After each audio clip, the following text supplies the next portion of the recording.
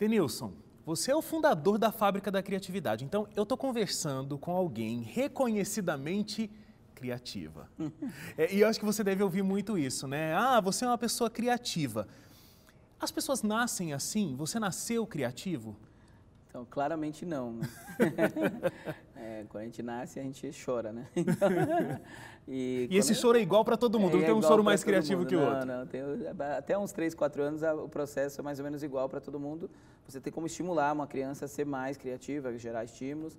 Aliás, uma grande parte do desenvolvimento cerebral acontece até os 3 anos. Mas a criatividade claramente não é um dom e nem uma coisa que você nasce com.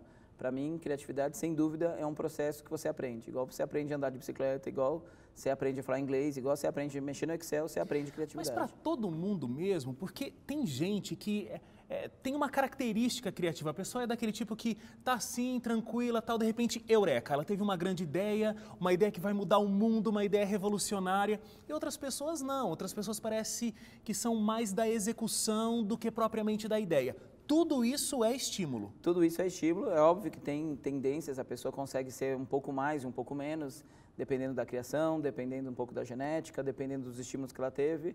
Mas mesmo quem não tem nada, mesmo que é só de execução, ou super, de repente, tímido, ou super introvertido, ou super da execução, consegue aprender o processo criativo. Então, tem gente que tem mais tendência, já desde quando nasce, quando cresce, já é a pessoa mais criativa. Mas como é que foi o teu processo? Como é que você foi estimulado à criatividade? Então, eu acho que o meu maior incentivo à criatividade foi que eu sempre gostei de fazer coisas. Então, minha mãe me pôs desde cedo na escola de música, cantei no coral, eu era desbravador, eu jogava bola. Toda vez que tinha que falar alguma coisa, por exemplo, representante de classe, eu sempre ia lá e falava. Então, eu sempre fui estimulado a fazer naturalmente, a ser forçado mais cedo, porque, como a gente falou, a criatividade é um processo que você aprende. Uhum. Às vezes você aprende mais cedo, às vezes você aprende mais tarde. Então, eu acho que eu fui estimulado desde cedo a gostar e aprender a fazer isso. É bom ser criativo? Tem um lado ruim de ser criativo?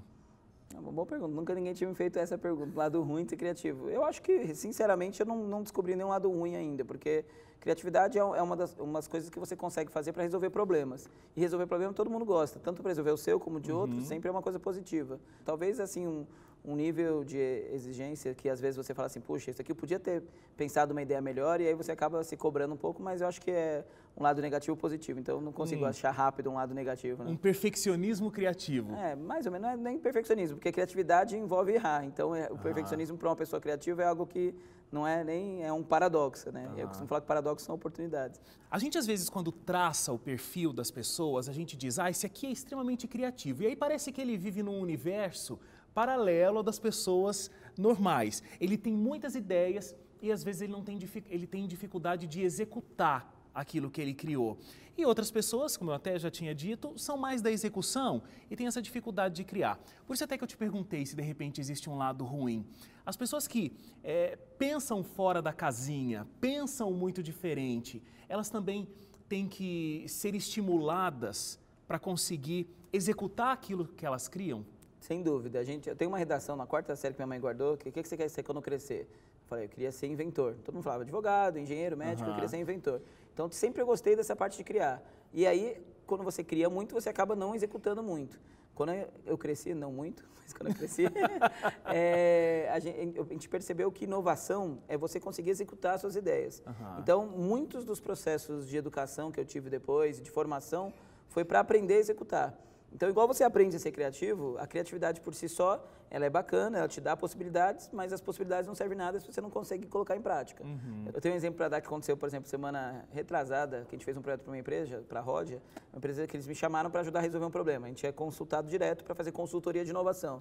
E aí eles vieram com um projeto que era como fazer uma reunião mais eficiente.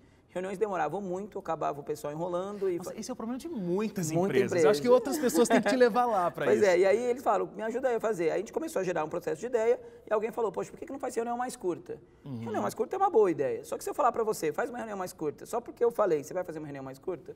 É provável que não, só de eu falar. Então, uma ideia é uma ideia, não serve para nada uma ideia se você não conseguir pôr em prática. A gente falou, então agora como que a gente consegue tangibilizar isso? Como consegue pôr em prática? A gente pensou em várias ideias, desde fazer, por exemplo, reuniões em pé, até, por exemplo, a ideia que foi adotada lá para fazer um protótipo, eles criaram uma mesa redonda e embaixo da mesa tem vários botões escondidos para todo mundo que está na mesa apertar. No meio da mesa tem uma luz vermelha. Qualquer pessoa pode apertar o botão e a luz vermelha acesa. Se o cara que está falando percebeu que a luz acendeu, é que alguém percebeu que ele está saindo do foco. E aí a pessoa... Que sensacional! Eu quero uma mesa dessa hoje no meu departamento. Pois é, e aí a pessoa volta e aí a reunião fica mais eficiente sem ninguém falar, ô, vamos voltar ao foco. Porque isso é chato também, né, no processo. Então, isso, por exemplo, é inovação. Então não adianta só você ter ideia, vamos fazer uma reunião mais curta. A ideia é que você consiga tangibilizar isso. Muito interessante. Ô Denilson, a Fábrica da Criatividade, ela surge num momento...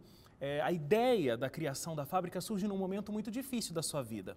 Você perdeu o seu pai, ele foi assassinado numa tentativa de assalto no Capão Redondo, que é um dos bairros mais violentos de São Paulo. E aí você resolve que você quer criar alguma coisa que possa melhorar a vida desses jovens que moram no entorno aí dessa região. Conta para mim um pouco como foi esse momento e como foi a criação da fábrica. Então, foi mais ou menos isso que contou mesmo. Meu pai, a gente morava no Capão Redondo, meu pai foi assassinado em São Paulo, mas não foi no Capão Redondo, foi uma tentativa de assalto e a gente resolveu, a gente tinha uma condição razoável financeira, a gente vendeu carro, casa e tudo, a gente meio que decidiu ir embora do país e morar, por exemplo, fazer um projeto com a minha tia que morava nos Estados Unidos, enfim. Pensamos em outra coisa que não ficar lá. Só que a gente tinha um projeto social que já acontecia dentro da comunidade do Capão Redondo, um projeto social super bacana. Eu tinha uma empresa de tecnologia, uma escola de música também na região. E aí todo mundo que estava fazendo parte disso falou, ó, seu pai não tem como voltar. Mas será que se a gente fizer alguma coisa diferente, a gente consegue mobilizar para que histórias igual a do seu pai aconteçam menos? E aí a gente falou, então beleza, vocês estão a fim de pôr a mão na massa e no bolso para que isso aconteça? E aí juntou uma galera e a gente pensou fazer uma coisa que realmente não fosse... Aí eu falei, se a gente for para fazer isso, a gente tem que fazer uma coisa realmente revolucionária. Porque com um risco d'água, todo mundo já fez. Uma ONG, um projetinho, todo mundo tem. Então como que a gente pode fazer uma coisa efetivamente que pudesse transformar?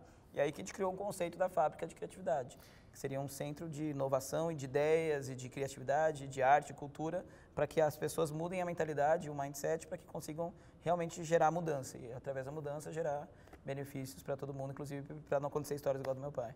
Pois é, está há 10 anos aí a Fábrica da Criatividade fazendo esse trabalho com a sociedade. Você tem esse trabalho, que até você citou aqui, de consultoria de inovação e criatividade, mas também esse lado ONG, que atende, dando aulas de diversas formas culturais diferentes, incentivando a criatividade. Você tem ideia de quantas pessoas já passaram, já tiveram a vida modificada pelo trabalho da fábrica? Então, a gente teve um projeto que a gente fez em 2013, que a gente mensurou todo mundo que tinha passado. A gente tinha impactado diretamente a vida de 10 mil pessoas e indiretamente a vida de 40 mil pessoas. É bastante gente, mesmo em 2013. 10 anos. E aí, agora, teoricamente, tem mais. A gente fez essa mensuração real em 2013. Então, eu calculo aí umas 15 mil pessoas diretamente impactadas e umas 50 mil indiretamente. É bastante gente. Então, a cultura realmente pode mudar a vida das pessoas. A cultura realmente faz bem e faz falta. Eu acho que a cultura, a arte e a inovação são coisas que, quando você consegue juntar, realmente transforma a mente das pessoas. E a mente das pessoas transformada, elas conseguem transformar vidas. Então, acho que isso é uma coisa que a gente tangibiliza lá de uma forma bem real, a gente sente isso. Legal. Denilson, obrigado pela entrevista aqui, muito legal falar com você. Parabéns por esse trabalho. Você está fabricando cultura aí, está fabricando criatividade há 10 anos. Parabéns, que Deus continue abençoando esse ministério que você tem lá na Fábrica da Criatividade. Sim, eu que agradeço. A gente costuma falar que a gente tem um propósito de vida que é plantamos ideias, cultivamos pessoas, colhemos brilho nos olhos. Então, a criatividade, a cultura e a arte faz isso com as pessoas, conseguem mudar a vida e a pessoa consegue sentir que ela está fazendo algo relevante e isso transforma a vida de todo mundo, principalmente de quem faz. Muito bom, muito obrigado. Obrigado a vocês. Valeu.